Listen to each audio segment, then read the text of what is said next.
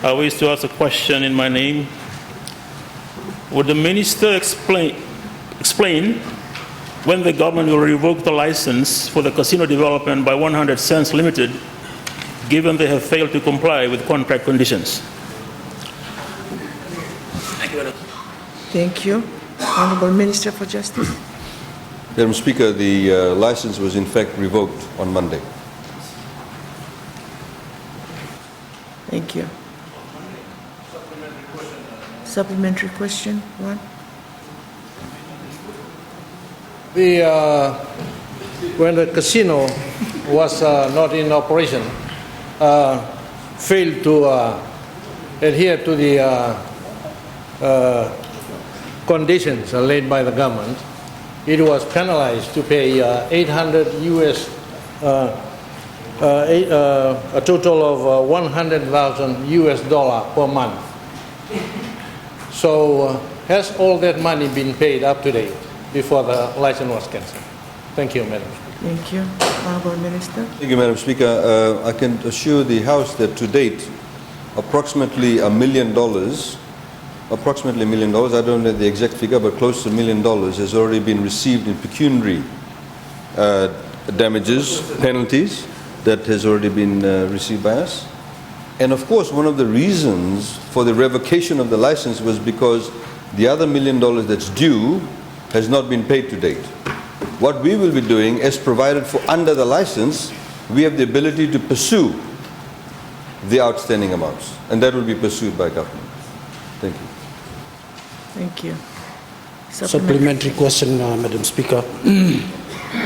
Given it appears that the casino will not be constructed and the government may have been swindled in this case, what due diligence measures has the ministry implemented to improve selection of future potential foreign investors to Fiji? Honorable Minister. Thank you, Madam Speaker. The government has not been swindled, actually. We have not lost any money. Normally, when you say swindle, it means you make a loss. We have, in fact, gained $1 million. We have already the potential to gain another $1 million. So, Madam Speaker, the honourable member does raise a very important point, and in fact it is quite a valid question regarding the selection of an operator. And as we mentioned to the press yesterday, we will soon be advertising asking for expressions of interest, and we'll be advertising as we did previously, but this time probably a lot more extensively internationally. And we'll be, as told to the media yesterday also, that we'll give a very long period during which people can apply, and a period of 3 months has already been stated.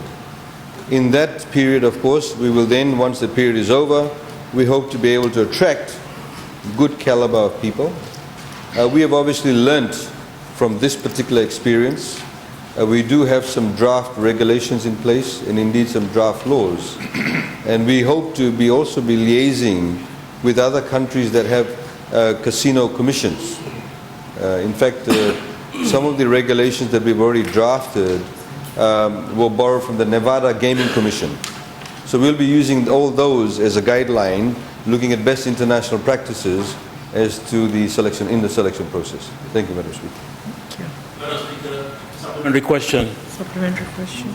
Is there anything in the process that asks the people of Fiji whether they want a casino? Thank you. Honorable Minister. I do not understand the nature of the question. What does it mean in the nature of the process? Madam Speaker, a casino is alien to what we offer as tourism offerings. I think a lot of people have spoken their mind about the desirability of having a casino. I think it's only fair that we ask the people of Fiji whether they want a casino to be part of the tourism offerings in this country. I assume the question, Madam Speaker, is are we going to have a referendum? Yes. No, Madam Speaker. Madam Speaker, the reality is this, that there are a lot of people also who do want a casino. There are also a lot of people in the tourism industry that look forward to a casino.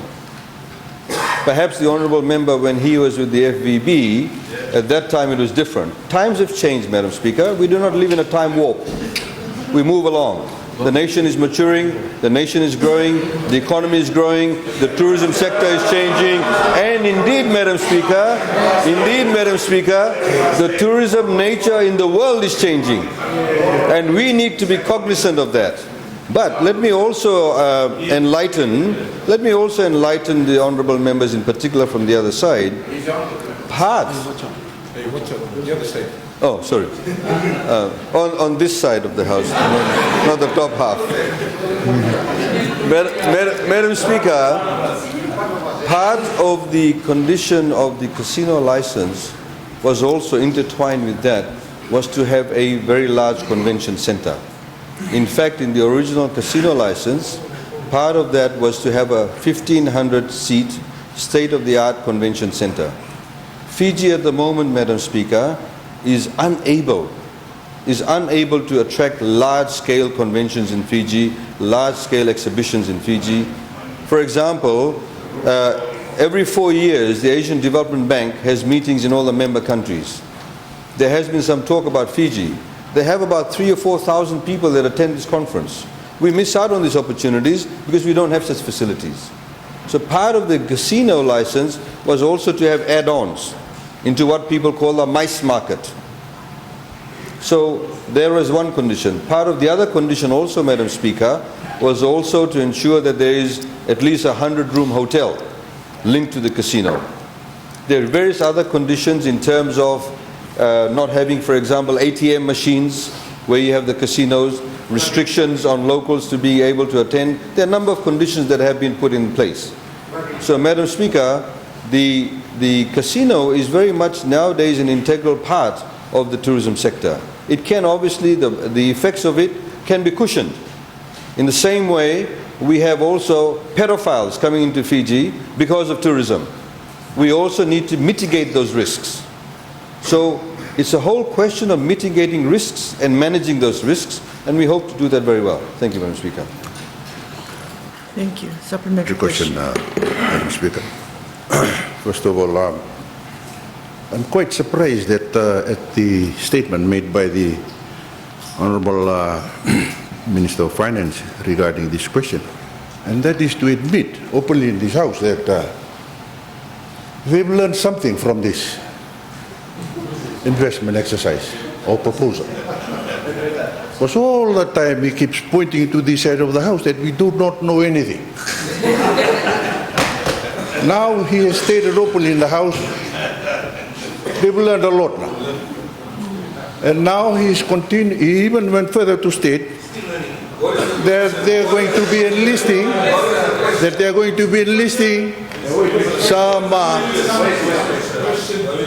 some good advice from institutions in Nevada and elsewhere regarding this particular proposal. Thank you. So the question that I would like to raise, also in response to the statement that he has made that some people in Fiji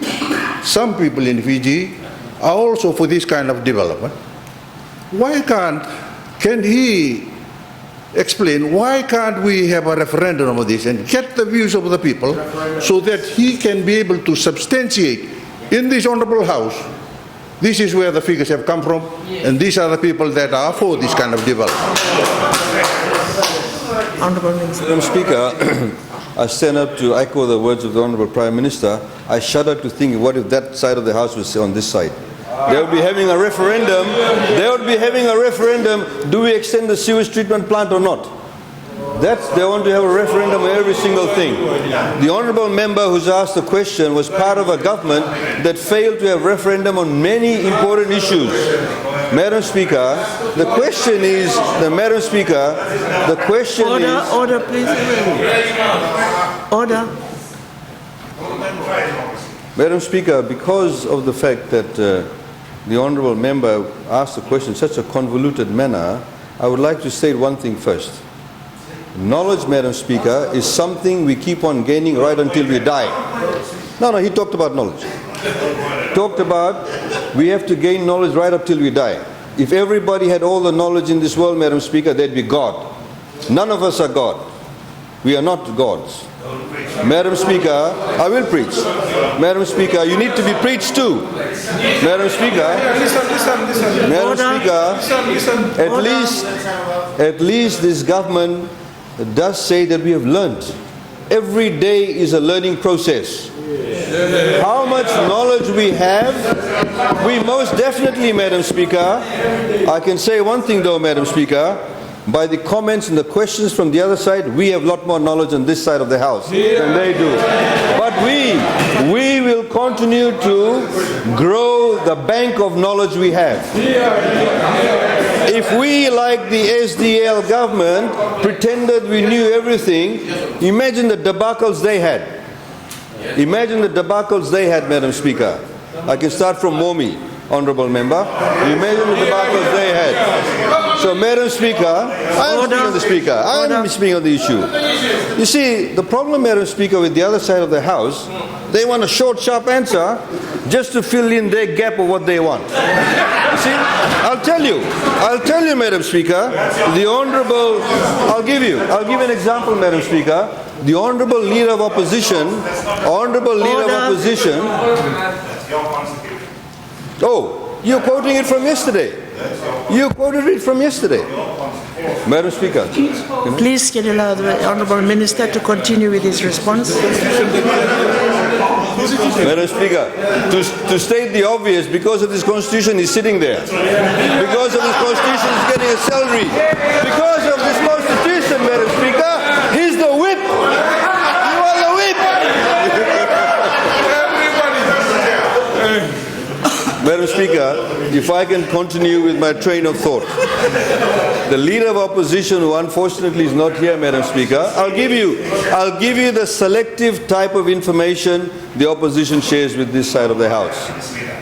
She quoted Section 47(2) in terms of expedited bills. She said, Parliament may proceed to consider any bill in accordance with the standing orders, which must provide a structured process for the introduction, deliberation, amendment and enactment of the bills, and sufficient time to elapse between the steps. There is subsection 2. There is subsection 2, Madam Speaker. She did not read to this House subsection 3. What does subsection 3 say? A bill may proceed more quickly than permitted by the standing orders when the bill is introduced. The mover requests that Parliament does. So, Madam Speaker, talking about knowledge, don't yell at me. You address the Speaker. Don't yell at me. Maintain decorum. We will have to have a point of order. You were just shouting. Point of order. Madam Speaker, the standing orders do not allow imputations of improper motives and the like to other members of this House. They're the ones that want to, change their mind on decorum daily. So we ask, if we are on the high end now, can we ask for strict observance of that? Thank you. I have allowed more discussion on the question, particularly when there is a lot of background information given before the question is answered. And this is the reason why there has been some expanded answer to some of the questions that have been posed.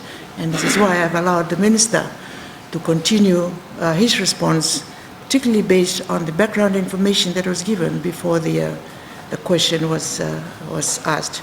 However, up till now, I think the question has been adequately answered, and we will now move on to the next item on the agenda.